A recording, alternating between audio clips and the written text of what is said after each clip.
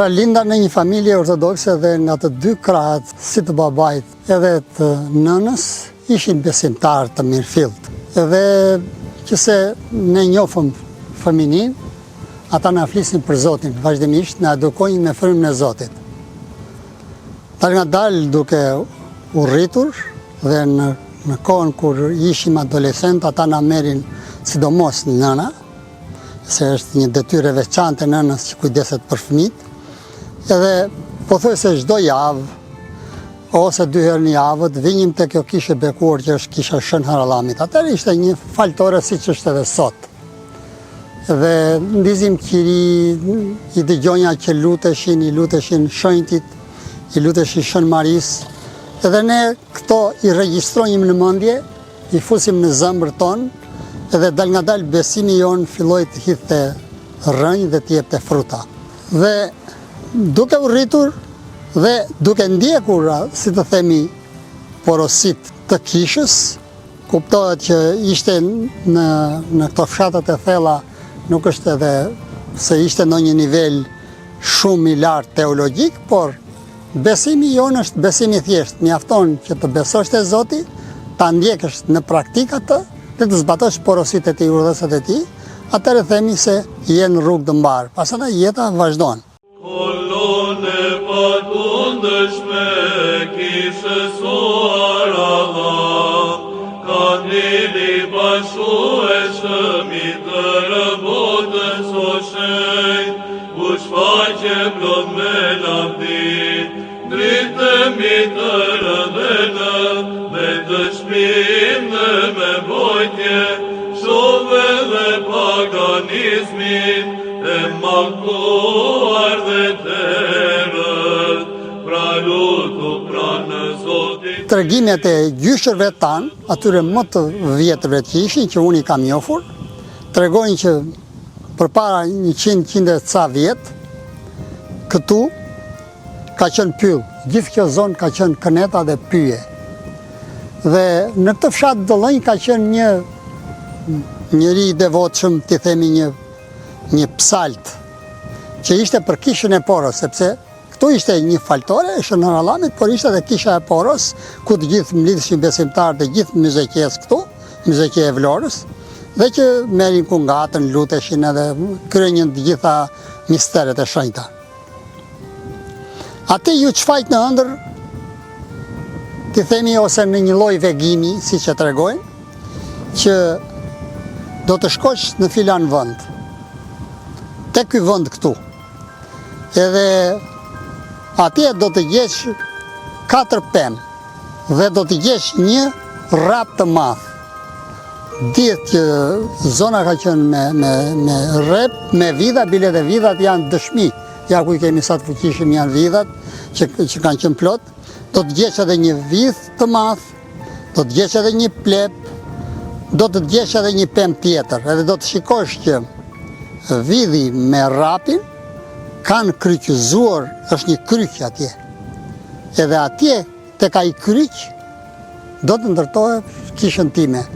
Dhe po kush jeni ju? Unë jam Shën Harallami, tha. Edhe do t'i vini emrin kësaj. Dhe me të vërtet, erdhi, e gjeti vendin dhe gjeti dhe pikërisht kryqin. Dhe kishte caktuar edhe dimensionet për masat se sa do bëhesh kisha, ku ishin vendosur pemët. A u mblodh populli, investoi dhe u ndërtua ajo dhe në vazhdim vazhdonte shërbesat. Po kjo kishte edhe pronët e saj, gjithë këto zona që këto hapësira ka qenë shumë e madhe, ka qenë plot ishin të ardhura për kishën. Edhe unë vinja këtu dhe shikonja që neve kënaqeshim jashtëzakonisht sepse ishte një begati dhe kishte këndonjë zoqet, kishte lëndina me trëndelina, me lule të ndryshme, shumë ngjyrshe, me këngë bilbilash. Ishte një vend magjeps, një vend shumë tërheqës.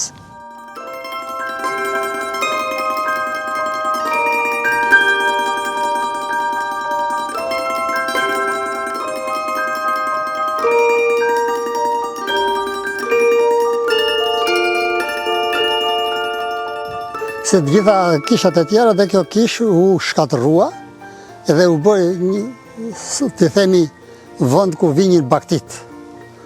Stallë me viqa të gjitha dhe themelit e sa janë diku në fund aty, para se ndërtohesh. Atëre, me ardhjen e demokracisë, kuptohet, në bas vitit 2000, Atsotir Prifti, që është Prifti Kishës Poros dhe gjithë kësaj zonës këtu, organizoi një komision, edhe më la mua si drejtues të komisionit, që vajtëm shtëpi me shtëpi për të bërë thirrje që të grumbullonjë të ardhat për ta rindërtuar përsëritisht, sepse rrezikohesh që nga komuna, nga vetë qeveria jonë, kjo, se kishte mbetur një dylym, kjo sipërfaqe që neve shikojmë, të gjitha pasaj ishin ndarë, pronat e kishë që kishte kjo ishin ndarë të ish kooperativistët. Dhe diskutohesh që të kthehesh përsëri në stan, të binjin baktit edhe kjo të shuhesh fare si kish. Atëre e organizuam bashkë me atë Sotirin,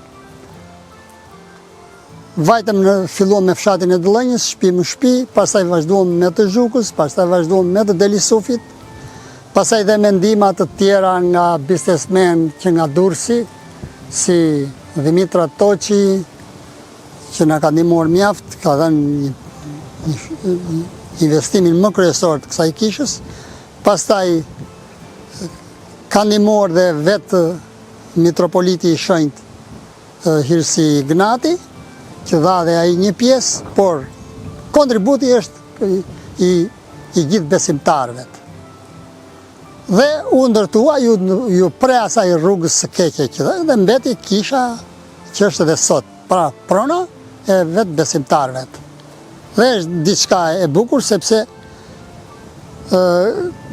këta nuk kanë, të themi, shtëpinë e Zotit, nuk e mund ta gjesh në vend tjetër. Se Porua është shumë largë, do kalosh një 2 fshatra pa të vesh në Pora.